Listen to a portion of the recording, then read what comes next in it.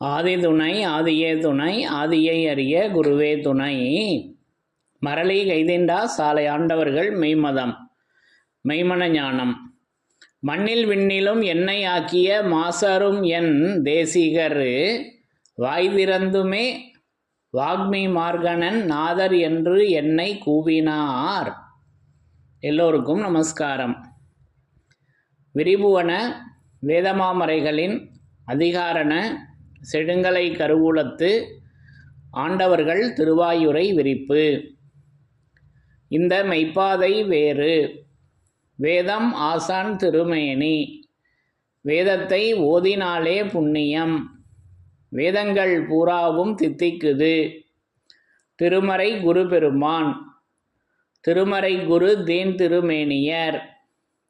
வேத ஏட்டில் எழுதியுள்ளதை படிப்பதன் பயன் இறைவனை காண்பதுதான்.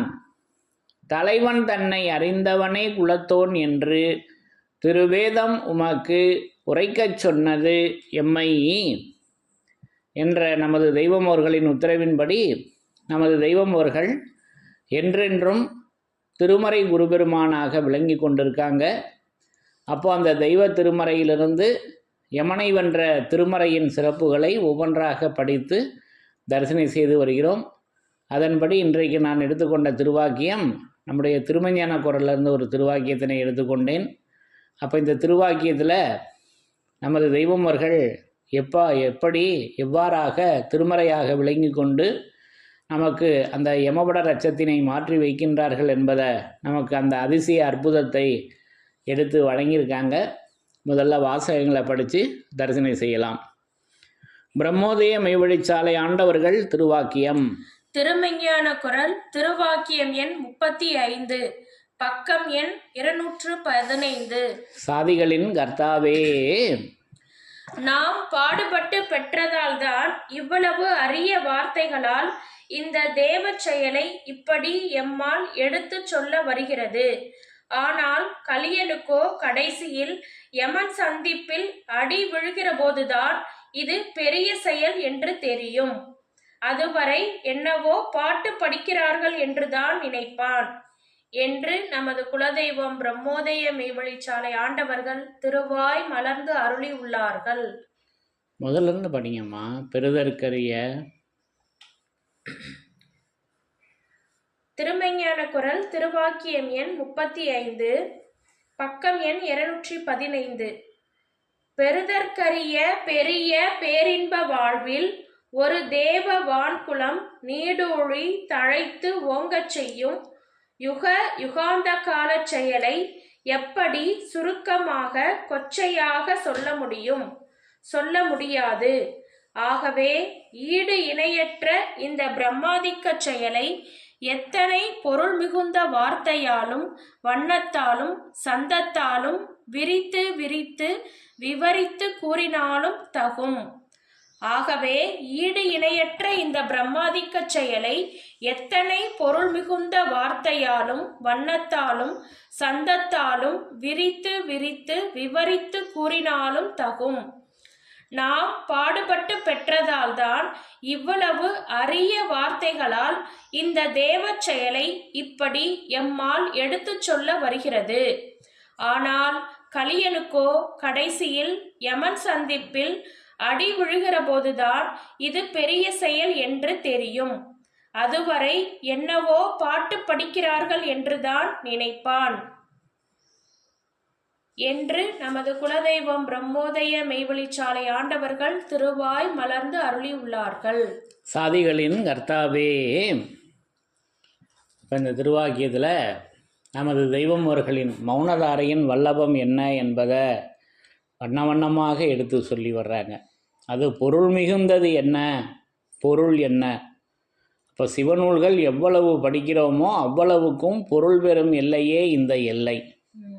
இப்போ அந்த பொருள் மிகுந்தது என்ன என்பதெல்லாம் வரிசையாக பேசி வர்றாங்க. அப்போ பெறுதற்கரிய பெரிய பேரின்ப வாழ்வில், அந்த பேரின்ப வாழ்வில் ஒரு தேவ வான்குலம், அது வேத வான்குலமாக இருக்கல்லவா. அப்போ அது வேத வான்குலம் நீடூழி தழைத்து ஓங்கச் செய்யும் யுக யுகாந்த கால செயலை எப்படி சுருக்கமாக கொச்சையாக சொல்ல முடியும்? எப்படி சுருக்கமாக சொல்ல முடியும்? விரிவாக தான் சொல்ல முடியும் அல்லவா? ஆமா.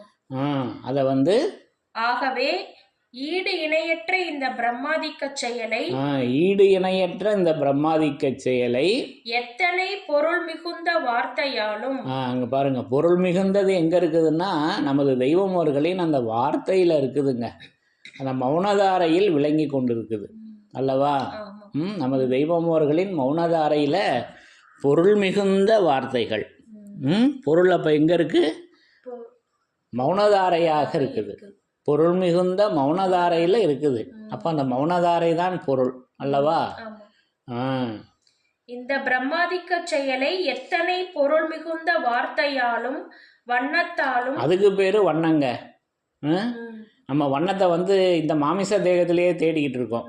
அது மூக்கில் இருக்குதா, கண்ணில் இருக்குதா, காதில் இருக்குதா, வாயில் இருக்குதா, வேற எங்கே இருக்குது அப்படின்னு நான் தேடிக்கிட்டு இருக்கேன். அது என்கிட்ட இல்லைங்க.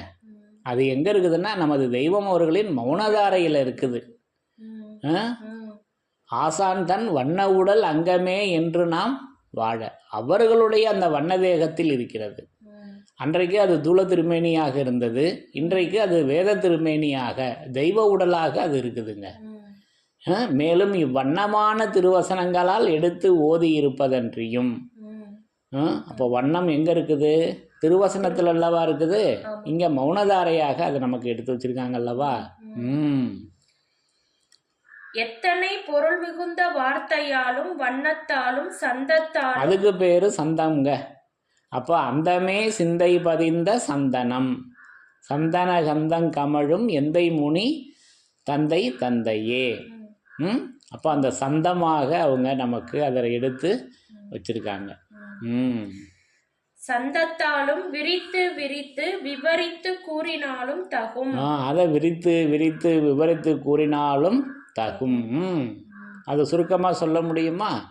அப்போ சுருக்கமாக சொல்லக்கூடியதும் பேசி வர்றாங்க. சொல்ல கேள் ஞான வழி சுருக்கம் இந்நூல் என்பதையும் ரத்தின சுருக்கமாகவும் சொல்லியிருக்காங்க. அதை ரத்தினமாக விவரித்து சொல்லுவதையும் சொல்லியிருக்காங்க. அதை நம்ம குழப்பிக்க கூடாது. இது ஒரு தனி உலகம். இது புரியாதவங்களுக்கு சுருக்கமாக சொல்லணும், புரியக்கூடியவங்களுக்கு விவரித்து சொல்லணும். அதை வித்தியாசங்கள் அதுக்கு அல்லவா? படிக்க தெரியாதவங்களுக்கு சுருக்கமாக சொன்னால் தானே புரியும். அவங்களுக்கு சுருக்கம் ரத்தின சுருக்கமாக இருக்கணும். அந்த விளங்கக்கூடியவர்களுக்கு உலக கல்வி படித்தவங்களுக்கு அதை விவரித்து பேசணும். எப்படினாலும் நம்ம அதை பொருத்திக்கலாம் ஒரு இடத்துல சூழ்நிலைக்கு ஏற்ற மாதிரி. அப்போ இதை வந்து அப்போ சொல்ல கேள் ஞான வழி சுருக்கம் இந்நூல். அப்போ இப்படிலாம் நமக்கு அதை ரெண்டையும் வச்சுருக்காங்க. நாம் பாடுபட்டு பெற்றதால் தான் இவ்வளவு அரிய வார்த்தைகளால் இந்த தேவ செயலை இப்படி எம்மால் எடுத்து சொல்ல வருகிறது. இப்படி விவரித்து விவரித்து ஏன் தெய்வம் அவங்களுக்கு மட்டும் சொல்ல வருது அப்படின்னா அவங்க பாடுபட்டு பெற்றாங்கங்க. 22 ஆண்டுகள் குருபிரான் அவர்களே கதியென பின்தொடர்ந்து துறவரம் பூண்டார்கள். பல ஆண்டுகள் அன்னபானங்களின்றி கடுந்தவம் பூண்டார்கள். இதற்கு நடுவில் ஓராண்டு காலம் ஆடு மேய்க்கும் தொழிலை ஆபரணமாக கொண்டார்கள். அடுத்து சன்னதம் பருவத்தில் அந்த சன்னதத்தில் இருந்தாங்க அல்லவா, திருப்பரங்குன்றம் குகையில். அந்த பாடு என்னால் முடியுமா, நம்மளால் முடியுமா? முடியாது. அப்போ அது பாடுபட்டு பெற்றதுனால தான் இவ்வளவு விரிவாக எடுத்து சொல்ல வருது தெய்வம் அவர்களுக்கு. ஆனால் கலியனுக்கோ கடைசியில் யமன் சந்திப்பில் அடி விழுகிற போதுதான் இது பெரிய செயல் என்று தெரியும். என்ன மாதிரி கலியனுக்கு இது எப்ப பெரிய செயல்னு தெரியும்னா யமன் எல்லையில அடி விழுகிற போதுங்க. என்ன மாதிரி கலியனுக்கு எப்ப இது பெரிய செயல்னு தெரியும் அப்படின்னா யமன் சந்திப்புல அடி விழுகிற போது தான் இது பெரிய செயல் என்று தெரியும். அதுவரை நான் என்ன நினச்சிக்கிட்டு இருப்பேன்னா அதையும் சொல்லிட்டாங்க. அதுவரை என்னமோ பாட்டு படிக்கிறாங்க, என்னமோ வாக்கியம்னு சொல்கிறாங்க, ஏதோ மான்மியம்னு சொல்கிறாங்க அப்படின்னு நான் அதை லேசாக நினைப்பேன். எப்படி லேசாக கனம் இல்லாமல் லேசாக நினைப்பேன். ஏன்னா நான் தான் பாடுபடலையே, பாடுபட்டால் கனம் கொண்டு பார்ப்பேன். அப்போ அது மகா வலிமையுடைய கனம் பொருந்திய கண்ணியமான மௌனதாரை. உனக்கு வரும் கொடூராமலியாகி அந்த யமபடரின் பேராபத்து எம்முடைய ஒரே சொல்லில் பஞ்சு பஞ்சாக போகும் எனில் அது எவ்வளவு அனுபவ ஆட்சியுடைய கணம் பொருந்திய கண்ணியமான மகா வலிமையுடைய மகா கண்ணியமான வார்த்தையாக இருக்க வேணும் என்று நீ நினைத்து பார்த்தது உண்டா என்று 22வது திருவாக்கியத்தில் படித்து தரிசனை செய்திருக்கிறோம் அல்லவா? அப்படி என்ன வரும் அல்லவா? அந்த வித்தியாசங்களை கொடுக்குறாங்க. அப்போ யமன் சந்திப்பில் அடி விடுகிற போது தான் இது பெரிய செயல் என்று தெரிய வரும். அதுவரை என்னமோ பாட்டு படிக்கிறார்கள். படிங்க. ஆனால் கலியனுக்கோ கடைசியில் யமன் சந்திப்பில் அடி விழுகிற போதுதான் இது பெரிய செயல் என்று தெரியும். அதுவரை என்னவோ பாட்டு படிக்கிறார்கள் என்றுதான் நினைப்பான். அப்போ அடி விழுகிற யமன் சந்திப்பில் அடி விழுகிற போது இதில் இன்னொரு ஒரு விதமான காட்சியும் நம்ம எல்லா அங்கங்களும் தோய படிக்கும்போது ஒரு காட்சி விளங்க வருதுங்க. அதனால் அதை தோய்ந்து படித்து பாருங்கள். எனக்கும் இதில் இன்னொரு ஒரு விதமான காட்சி கிடச்சிது. அதை பற்றி இப்போ நான் பேசலை, அதை கேள்வியை மட்டும் இப்போ நான் சொல்லிடுறேன். இன்னொரு ஒரு விதமான காட்சியை தெய்வம் அவங்க இந்த வரியில் கொடுக்குறாங்க. இந்த திருவாக்கியத்தில் யமன் சந்திப்பில் அடி விழுகுது. அது என்ன அடி, அது என்ன யமன் சந்திப்பில் அடி விழுகுதல் என்பது எப்படிது? ஏன்னா அடி உதவுற மாதிரி அண்ணன் தம்பி உதவ மாட்டான்னு ஒரு பழமொழிலாம் இருக்குது. அதுவும் இதுக்கு பொருத்தமாக இருக்கும். சரி, இப்போ இங்கே சப்ஜெக்ட்டுக்கு வருவோம். அப்போ யமன் சந்திப்பில் அடி விழுகிற போது தான் அது பெரிய செயல் என்று தெரிய வரும். அப்போது அதிலிருந்து தப்பிப்பதற்கு என்ன வேணும் அப்படின்னாக்கா அந்த பாடல் வேணுங்க அல்லவா?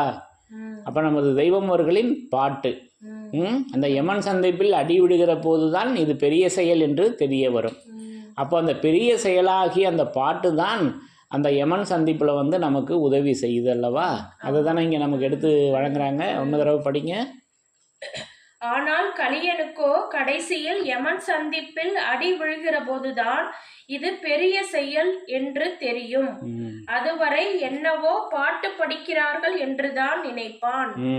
ஆக இப்படி நமக்கு அந்த யமன் சந்திப்பில் உதவக்கூடியது அந்த பொருள் மிகுந்த வார்த்தையாக, வண்ணமாக, சந்தமாக, அந்த பாடலாக நமக்கு தெய்வம் அவங்க அந்த வேதமாமறையை நமக்கு எடுத்து நிலைநிறுத்தி நமக்கு வருகின்ற அந்த யமபடரின் அச்சத்தினை மாற்றி நம் எல்லோரையும் விண்ணுலகத்தில் ஆக்கி வைக்கின்றார்கள் என்பதை இந்த பொருளின் மூலமாக, இந்த பொருளாக நின்று நமது தெய்வமர்கள் அந்த திருவார்த்தையாகிய பொருளாக நின்று நமக்கு வருகின்ற அந்த யமபடரின் அச்சத்தினை மாற்றி வைக்கின்றார்கள் என்பதை நான் இந்த திருவாக்கியத்தின் மூலம் விளங்கி கொண்டேன் என்று கூறி யமனை வென்ற திருமறையின் சிறப்புகள் தொடரும்.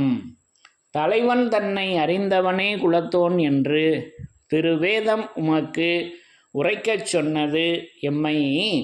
யமனை வென்ற திருமறையின் சிறப்புகள் தொடரும். எல்லோருக்கும் நமஸ்காரம்.